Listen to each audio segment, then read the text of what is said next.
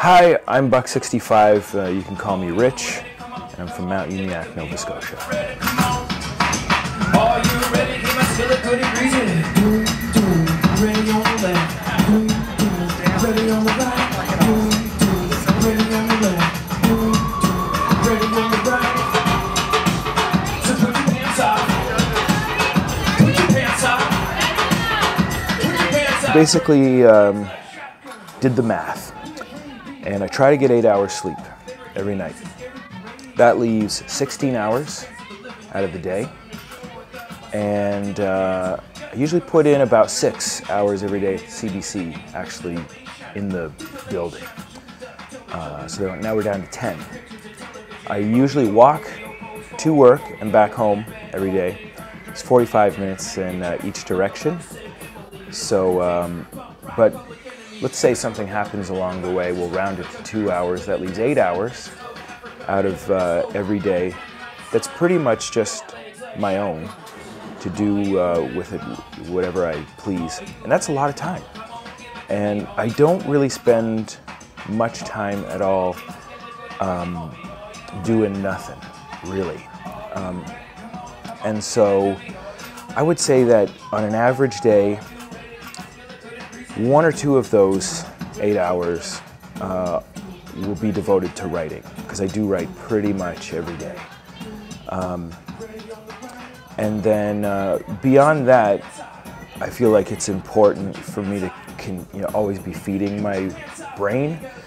So I guess I'll devote a little bit of time also to watching a film, doing some reading, whatever else.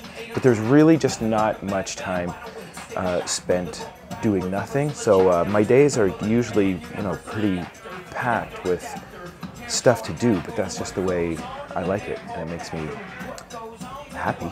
And so so it doesn't feel like difficult. I don't feel overloaded or burdened by it at all. It's just kind of the way it's evolved and what feels perfectly normal for me.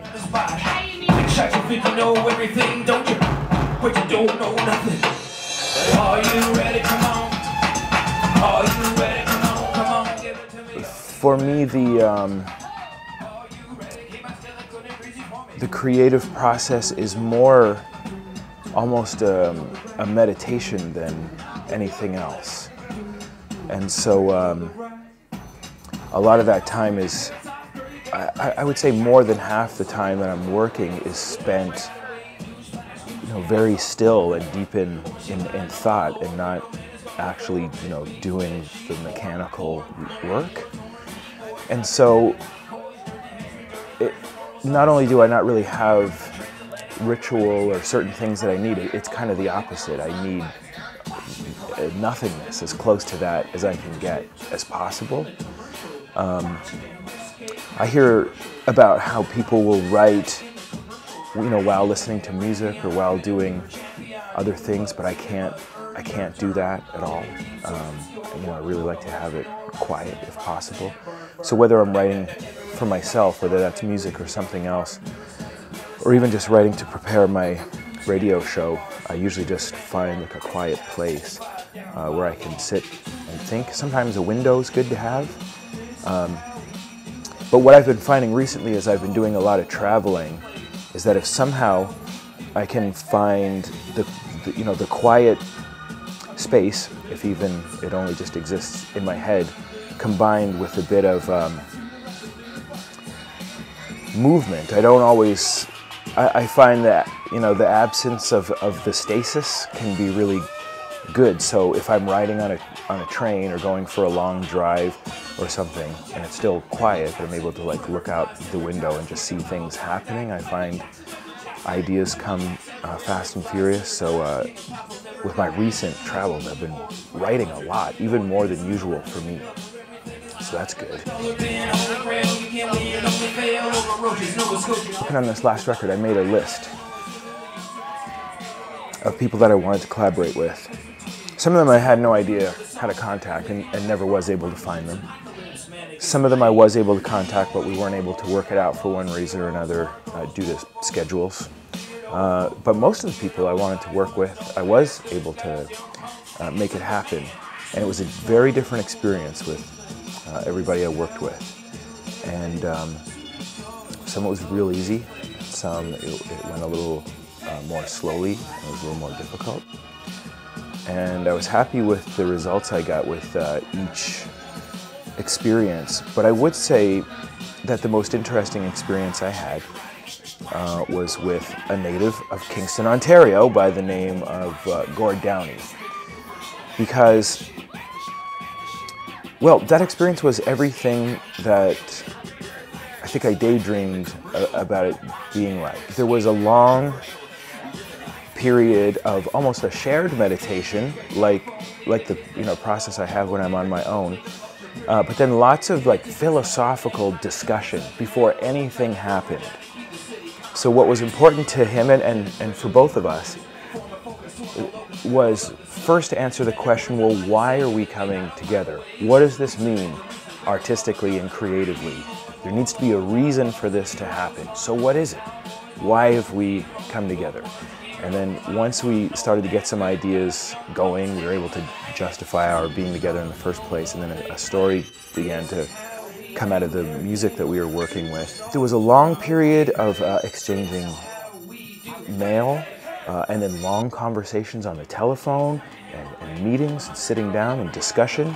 And then, when it came time to go into the studio and do the work, bam, it just happened fast.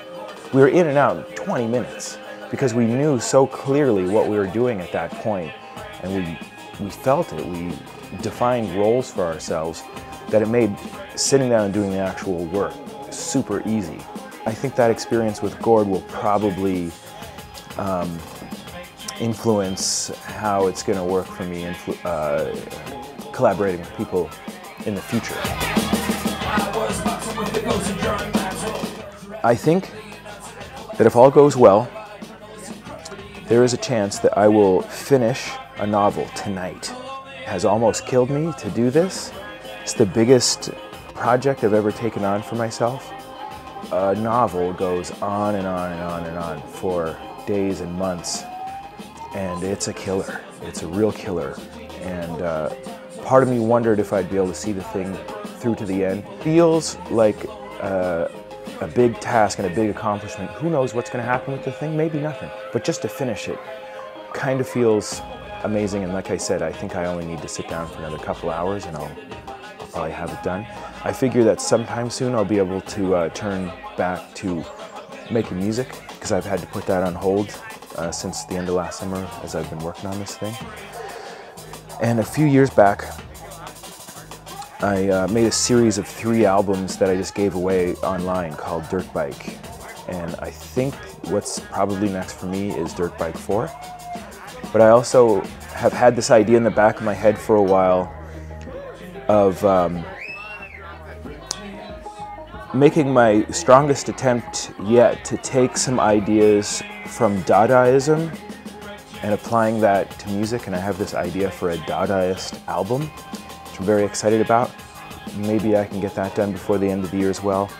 And then my next big quote-unquote proper Buck 65 record for Warner, I'm kind of thinking there's a chance that at least I might get that started, or at least start writing that before the end of the year too. So there's a handful of things, and there's a few other top secret things, and probably a few things I'm forgetting about too. But there's always lots of stuff.